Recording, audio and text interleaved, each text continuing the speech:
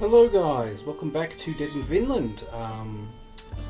Thought that I would get a bit into the mechanics of the game today and sort of show you guys what the characters are good at and whatnot. So you can see here all of these are all your statuses. You want these to all be as low as possible because as you can see the higher they are, the more negatively they affect you, and for some of them if they increase a lot, it will make them increase even more. So this game is one where when things start, snowballing, they snowball faster. It gets hard when your conditions are all really high. So you can see all the skills here. You've got agility, strength, constitution, stealth.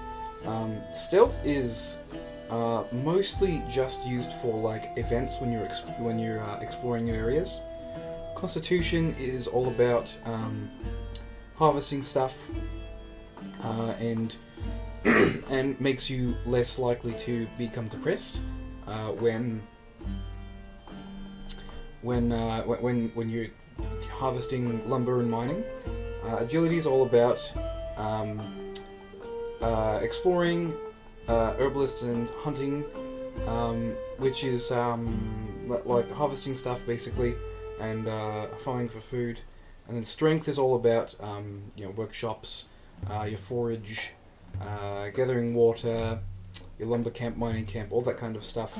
That affects fatigue, whereas constitution affects depression for the lumber camp and mining camp. So they all kind of have a subtle effect on these skills here, whereas these mental skills all affect these skills here, the concentration skills. So I don't know why they have them sort of switched backwards here, but that's just how it is.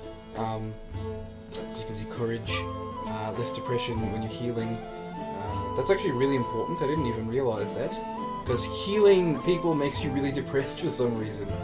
Healing people's wounds. Charisma. Oh, that's interesting. Charisma is for the tavern.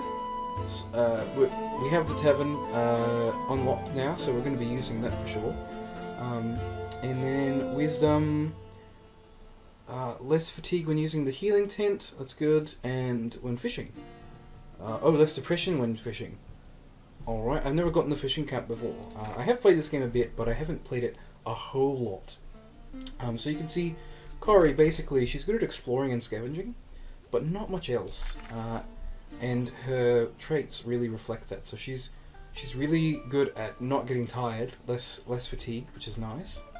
But she sucks at healing, cooking, fishing, and gardening. And her wisdom and strength are lowered by two of her traits as well, which they're just reflected over here. When your characters level up, they get more traits. So eventually she'll reach level 2 and she'll unlock a new trait. It'll be a positive trait always, but a lot of the traits are sort of trade-offs. You'll like get a positive for a negative. So yeah, that's Corey. And then you can see Irix. Obviously, he's the only man in the camp. So he's got the strength. He's got the constitution. His forestry's pretty good. His exploration's actually okay. But he does fishing and hunting. He doesn't really do gardening and stuff much. Potential hero.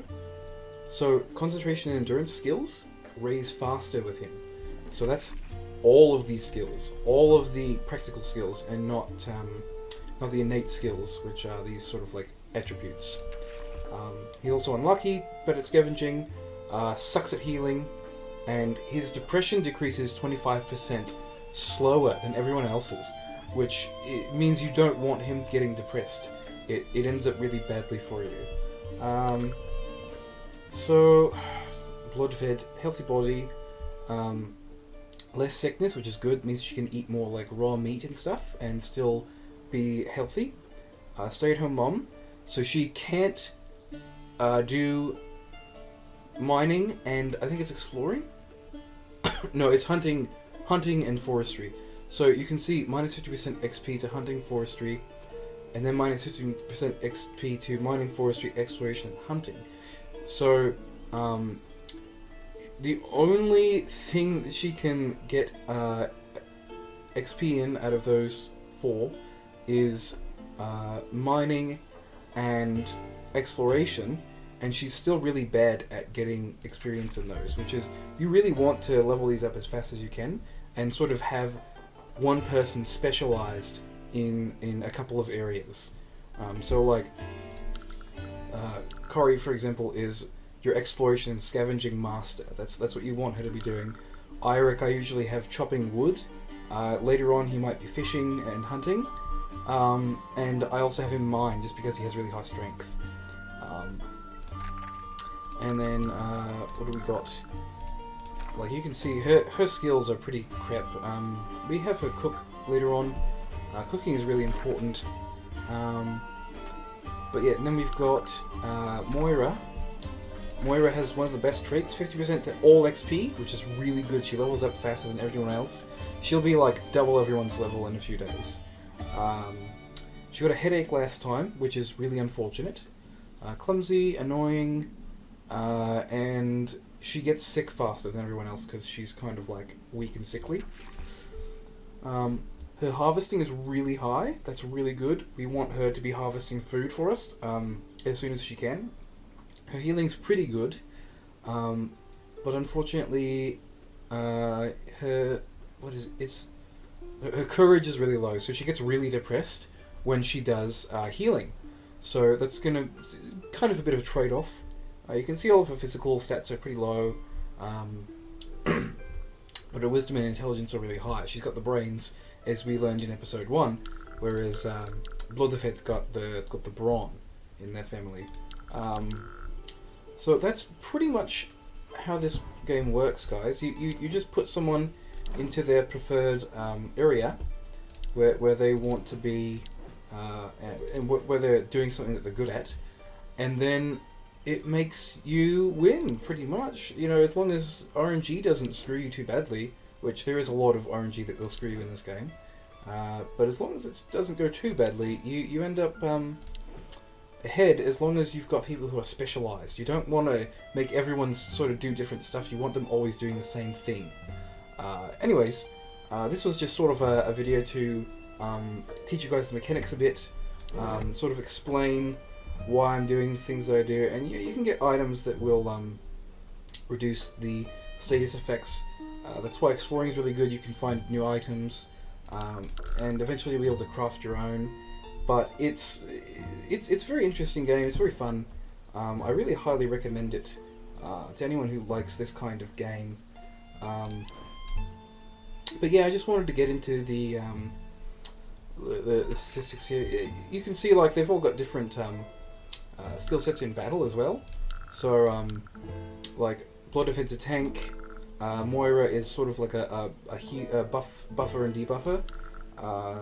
Cory does debuffs and kind of stays in the back row and shoots with her bow. And Eirik is a buffer. Warcry is really, really good. And he's also just kind of a fighter and a bit of a tank as well. He's got lots of health.